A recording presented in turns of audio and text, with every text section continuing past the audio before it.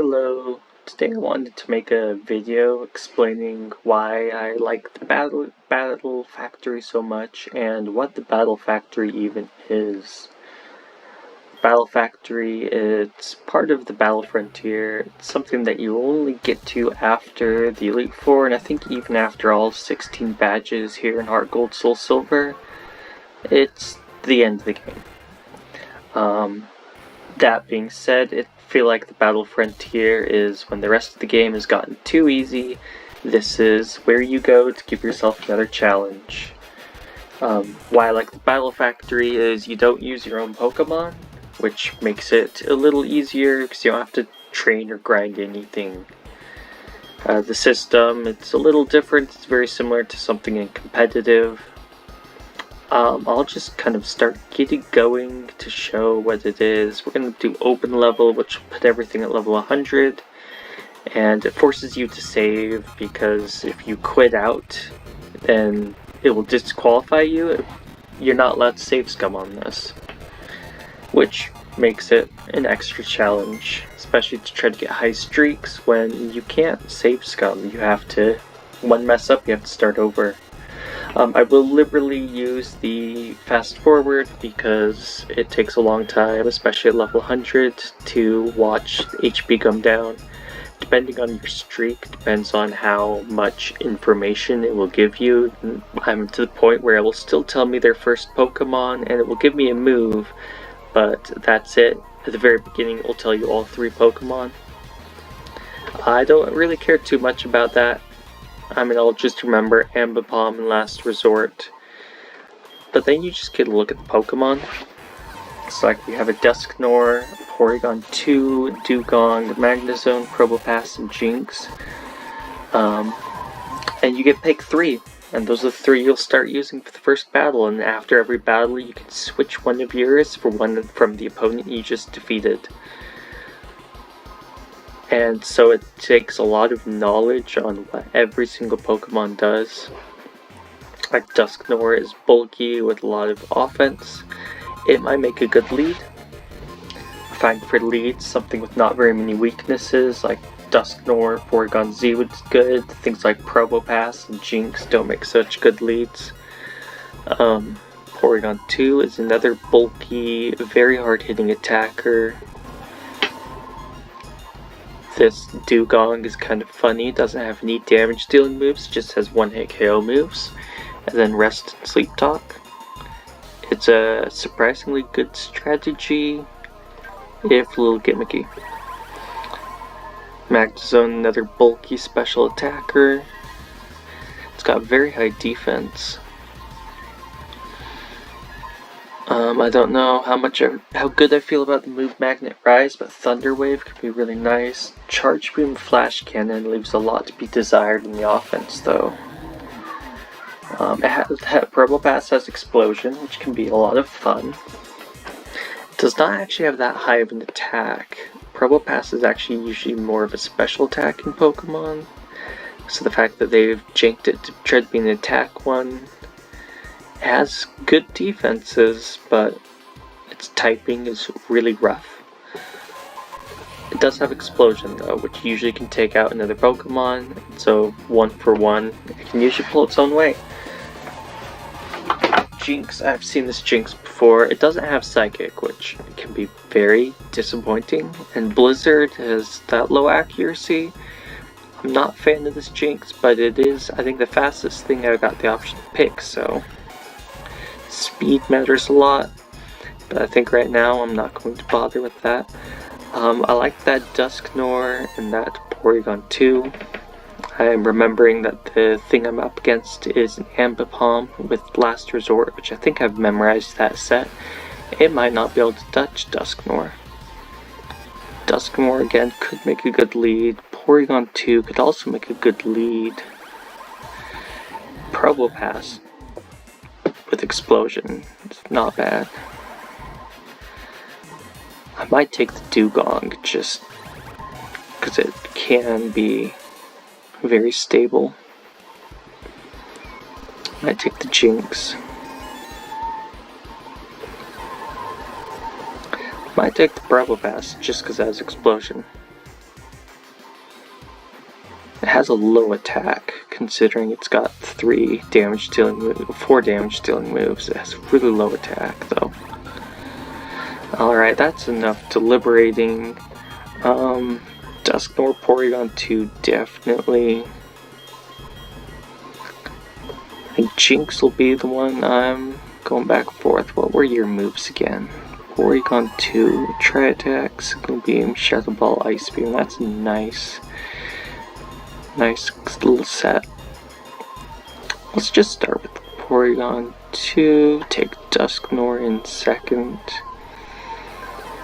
Shadow Punch is not the most powerful, but it's the best we're doing with Dusknoir.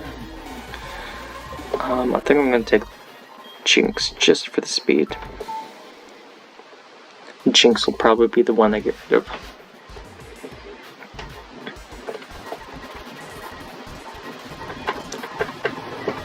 Okay, here we go. It is... Oh, I did lead with Ambipom. Porygon 2. I'm just gonna switch straight to Dusknoir, because if this is the Ambipom I know, it doesn't actually have anything that can hit. Yeah, they used Fake Out anyways.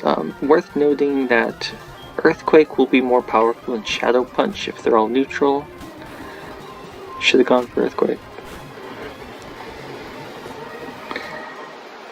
That is unfortunate. I might save Dusknoir. No, let's just go for it. Might save Dusknoir just because that Ambipom obviously can't touch it since they switched.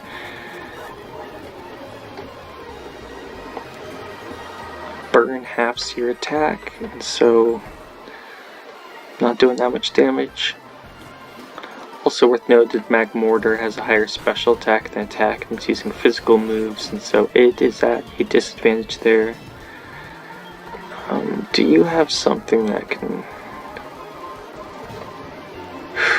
That's rough. We will go for Porygon 2 then. We'll have to take a hit. But...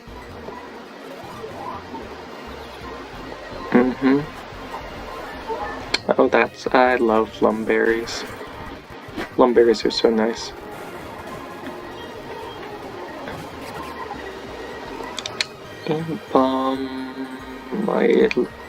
It's probably going to use Fake Out first, so no, we'll just stick with it. Fake Out always flinches. Nope, unfortunate.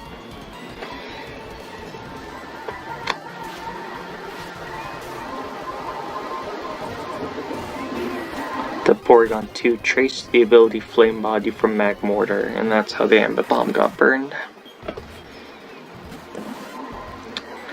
Paralysis kinda sucks, but what can we do?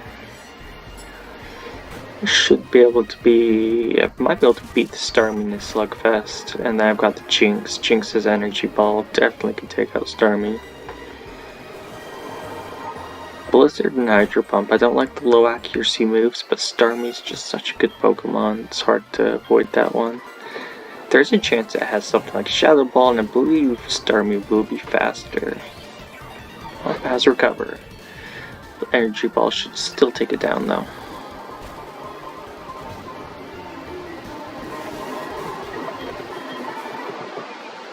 Okay, I think I want to switch to Jinx for the Starmie.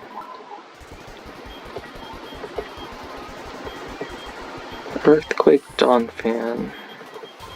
Should put the Dusknoir first. Don't know what I was thinking. Yep, let's grab that Starmie.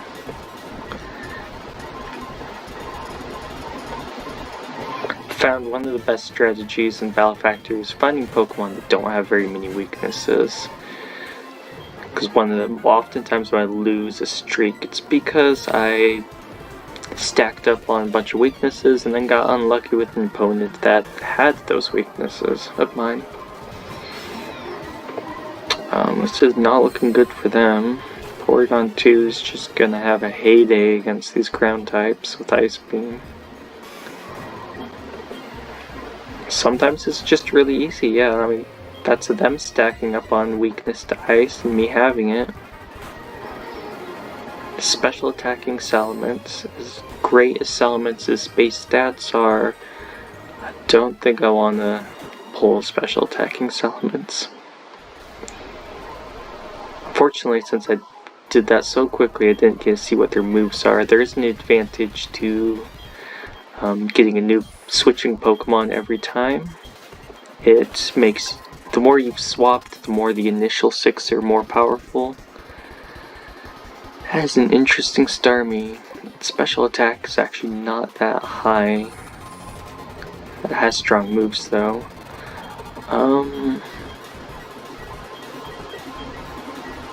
I didn't see Donphan or Rhydon's moves. Salamence I know is special attacking.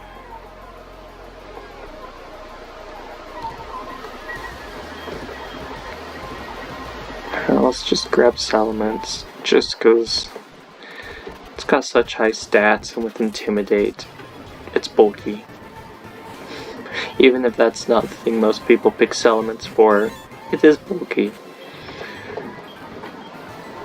Okay, Slowking has a very high special defense, so this might, that special defense drop will definitely make that 2-hit KO. Slowking also has higher special attack than attack, so the fact that it's using physical moves means it's a very unoptimized set. Otherwise I'd be tempted to take that one. Medicham might be faster. Probably is faster, and since I do have a ghost type, I don't have a reason to keep Porygon 2 in. Even though Shadow Ball from Porygon 2 could KO. The AI often leaves things to be lacking. Although Poison Jab might be its best move, but for some reason doesn't have a psychic move. Solar Beam on the Blaziken. Don't know how I feel about that one. It gets to use it though.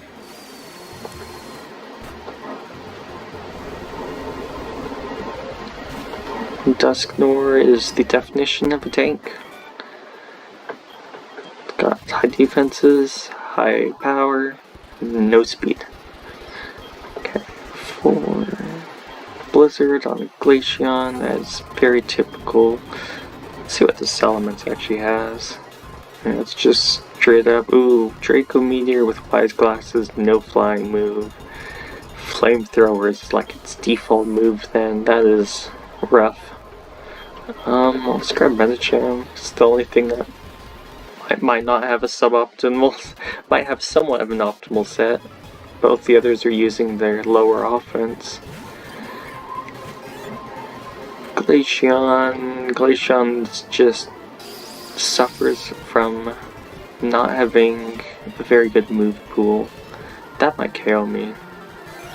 Especially if it's critical hit. Let's see what this Medicham has. It's Pure Power, the ability just doubles your attack stat. It's not impressive.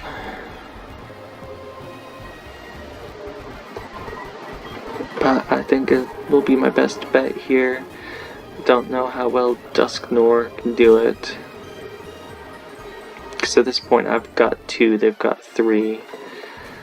So I've just at least get the KO as quickly as possible, and now it's 2-on-2, but they get to pick what they send in. Marowak, that is not the greatest. Drain Punch is going to run out of PP. That's rough. I mean, Forge, wow, that's not even a critical hit, did that? This is rough. Dusknoir's gonna have to finish off Marowak and then take out whatever's next, or I'm losing my streak here.